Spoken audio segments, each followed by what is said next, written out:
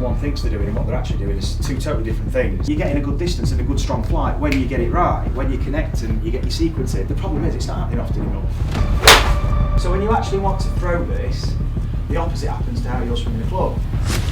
So if I ask you to throw this and say, right Warren, I want you to throw this the same way that you're swinging the club,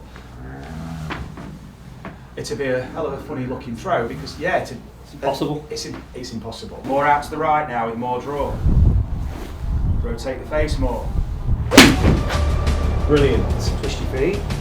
There you go. And then that reacts. Now walk with the feet and that reacts. It's a split second. I think that's a good use of video sometimes, of using your camera phone. Not to actually try and swing to any kind of positions, but just to.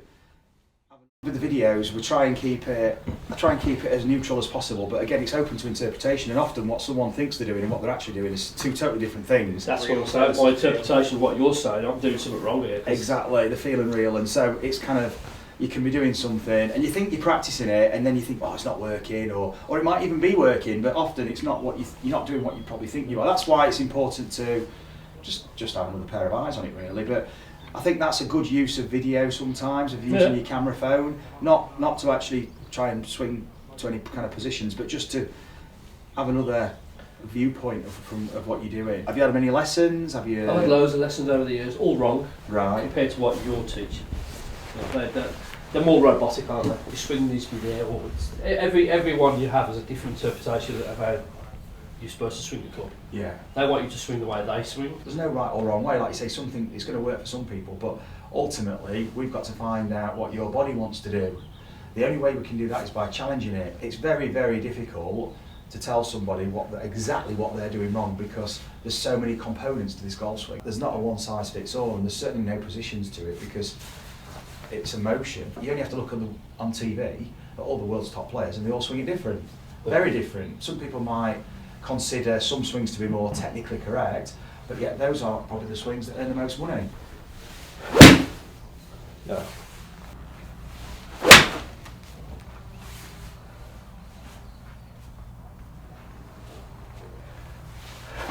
That's nice. They were the better ones. There's some good movement going on here. The swing's very noisy. Yeah, well, okay, so it's kind of, as in movement-wise, very, very good movement. You've got your own kind of rhythm and tempo that you feel comfortable with. We do want to explore the movement between, or the sequencing between you and the golf club. So what we need to do, first of all, is we just need to strip it back, find out where your awareness of the golf club is. Okay, so how do you feel this golf club? Because for us to actually affect any kind of meaningful change, we need to know what we're doing with the golf club. We need to sense it, and it's over so fast. It really is just a reaction, and it really is just sensory. It's just a feeling. So we've got to amplify our feelings, and the visual aspect, I would say, of this is more of an imagery. It's more of a self-imagery kind of thing. You've got good movement. I mean, your range of movement already you can tell just from how you're moving, but you're not using it anywhere near as efficiently as you could. Okay, you're getting a good distance and a good strong flight when you get it right, when you connect and you get your sequence in. The problem is it's not happening often enough. So this is where you're feeling the golf club. Okay, and it's like, well, how do we recognise where this is going and the orientation of it? I don't even think about that, to be fair. No, and when I give you a carpentry tool and you know how to use it, okay, you're skilled and you know exactly how to use it, right? So you've got 14 different tools in this golf set. We've got to know how to use them all, like you use each individual tool in your toolkit. We've got to use our awareness that we're using in our carpentry to get used to this golf club, because it's the same thing. What I want you to do is I want you to just swing the club from side to side. And can you feel the board moving? Yeah. If you were swinging forward, does the board move first or does the club move first? Just have a swing. What do you feel? Well, it should be the board, shouldn't it? Because that's what you... Try not to think of what should happen, just be mindful. I'll be honest, it feels like this is coming down first. That's what I want to know. I don't want to hear what you think, what you think I want to hear. That's my first I want to hear what you're actually experiencing in the present. Yeah. Because what we're dealing with here is a mindful awareness of what is taking place in the moment. Yeah. Well, the club's coming down. So the club's coming down, right? Yeah, and then it's moving me over. So the club's moving, and then you're reacting. So Yeah. that swings, and that moves you over. We now pick the club up, hold it here for me, grip it lower down, hold it like a baseball bat, and imagine you're throwing it down the range. I don't want you to let go, but just go through the action, and what do you feel? Look at that. Yeah, this It's the opposite. the opposite. So when you actually want to throw this, the opposite happens to how you're swinging the club. Yeah. So if I ask you to throw this and say, right, Warren, I want you to throw this the same way that you're swinging the club, it'd be a hell of a funny looking throw because, yeah, It's impossible. It's impossible. It's going to be all over the shop. Yeah, it is. It's not going to be consistent, is it? So now we've got a much later snap, a later release. That's it. Notice how you're recognising where the handle is in relation to you. Does that feel different? Massive. What you're doing now is you're taking that 7-iron and you're doing what you should do, is you're de-lofting it. Now when you de-loft it, it's easier to create side spin. Okay, it's easier to tilt the spin axis. It's easier to slice a driver than it is a pitching wedge. You're essentially, with your lag, you're hooding the face with the lag. So you're not closing it. Closing it would be flipping it and doing this. You're lagging it, it's a hood, it's hooding the face. Well done, that's awesome.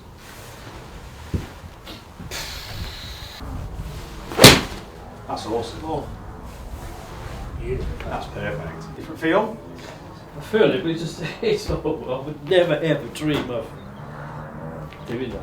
You're quite a heavy rotational player, as in your dominant rotation. You've got fantastic rotation, your hip rotation. I mean, you are like, you've got that much rotation, your feet have been stopping it, as in they've been in a way where you've had to spin out to get to use them. What you're doing now is you're moving in a way where you can just use, you can really tap into your rotation. We're going to go on the pressure plate in a minute and we're going to start to look at some sequencing. Awesome. Every golf shot offers us an opportunity to change, to adapt. Even a straight shot, I might go to fade, I might go to draw, but you're using that last shot as information to make some change. So that's just told us where your face and path were. So your path is a long way right, because it wasn't a massive draw, so your face wasn't that close, but it was a little draw.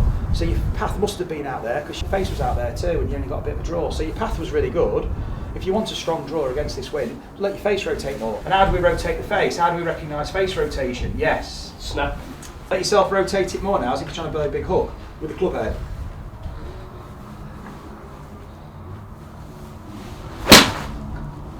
That's awesome. And now, it's too late, that's all. Yeah. So you can now rotate it more. So you're going to have to rotate it even earlier in the downswing, so it's even more closed by impact. Yeah, not like that though. Where does that club need to be to strike the golf ball? Yes. So now, rotate the face because it needs to be closed. But that club has to be still in that place. Can you see? Oh, I've got you. Okay, now put your hands on that club. Notice where that is. So now take it back. Now take it back. Here, just swing it back. Now, swing it down slowly, slowly, slowly. So it's look at where you need to be with that club in the hand. That's a very different feeling, yeah? Now, take it to the other side of the ball. Just move it out. No, stay where you are. Go back into that place again. I need you to feel that place. Go down all the way down, slowly, slowly, slowly into that place. Okay, now, go to the other side of the ball, as in here. Yeah. Now carry on until you finish. Where would that be? In that direction. Yeah. Oh, and that's With a face, yeah, but that face is now not rotated. If it's closed here, and it's closing, it's going to be more closed in this direction. Right. Because it's still rotating, yeah. So I'm holding it off. Yeah, exactly. Yes. More out to the right now with more draw. Rotate the face more. Good. Now let's see what that does. Well, yeah. So you tried to rotate it more. Yeah, got you. But it was all after the horse had bolted. Yeah. Done. So you need to do it earlier. That's it. All we're doing at the minute is controlling spin axis. Brilliant. Not much about the strike.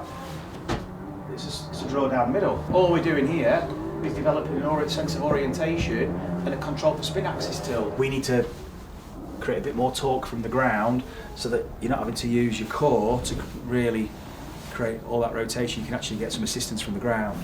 So when I say you're rotary dominant, your rotation's fantastic. I mean, that's huge. Thoracic rotation, big rib cage rotation. I mean, that's like it's fantastic rotation, but there's just not enough torque from the ground. Right. So you're doing all the work, it's hard work basically. Yeah, well, I ain't going to argue with that one. So if you're not creating forces from the ground that are working for you, all they are doing is they're just reacting to what your body's doing. So essentially they're having to counter what your body's doing. So you're actually creating a counter movement at the ground. Because if I move this way, you'll notice on the board, if I rotate my rib cage this way, the board does the opposite. So I've actually now, not intentionally, I've gone to rotate from here, and I get a counter torque. If you love the coaching and want to experience the effects of the training that you see with our pupils, you can purchase the GRFI system yourself by following the link in the video description. You'll get all the equipment and a 2-hour download covering all the fundamentals, exploring your movement and how you can use the ground and create those all-important ground reaction forces and transfer them through to clubhead speed and experience the gains that you're seeing in the videos. We've got to get the forces from the ground working for us, not reacting to us, which then means they're working against us. And that means what's in the middle of all this is your lumbar spine. You're rotating it this way with the core, and the ground reaction forces are working the opposite way, so your spine's in the middle of that. It's getting basically sheared as you rotate. And obviously in golf, we're right side bending as we do it, so we get what's called crunch factor in the lower right side.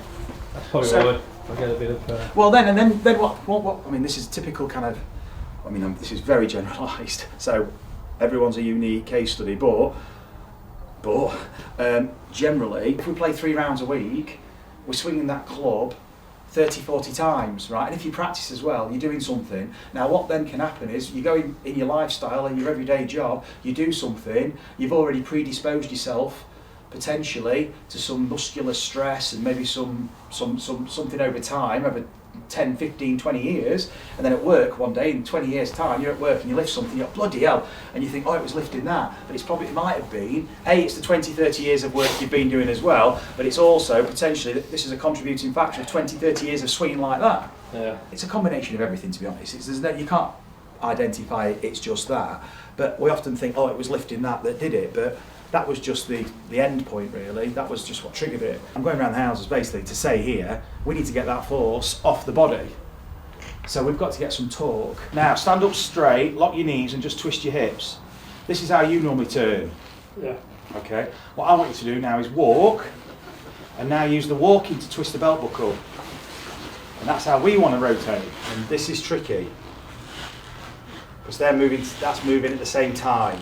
Yeah, I can feel it. Twist your feet go, and then that reacts. Now walk with the feet, and that reacts. It's a split second. There you go.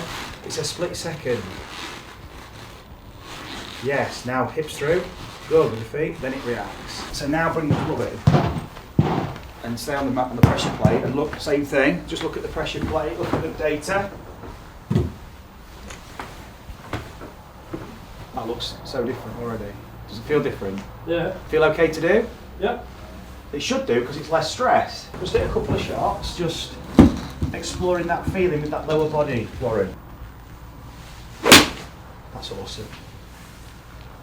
Yeah, look at that. Let yourself rotate using the ground. There's the little fade.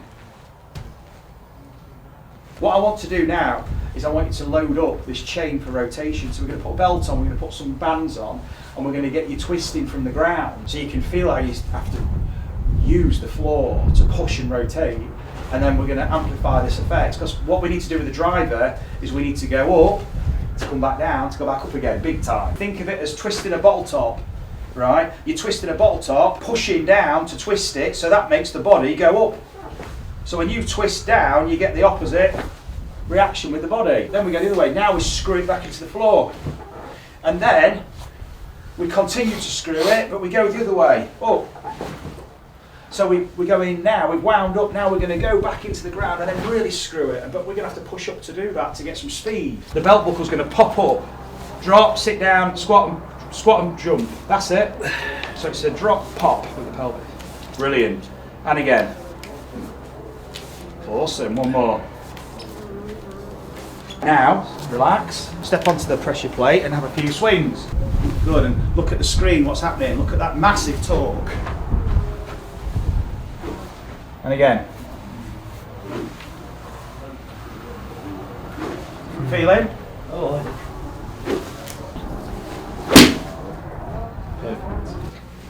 Perfect. Brilliant. So powerful. That's awesome. So fades. Let's get the driver. Have you got any T-pegs?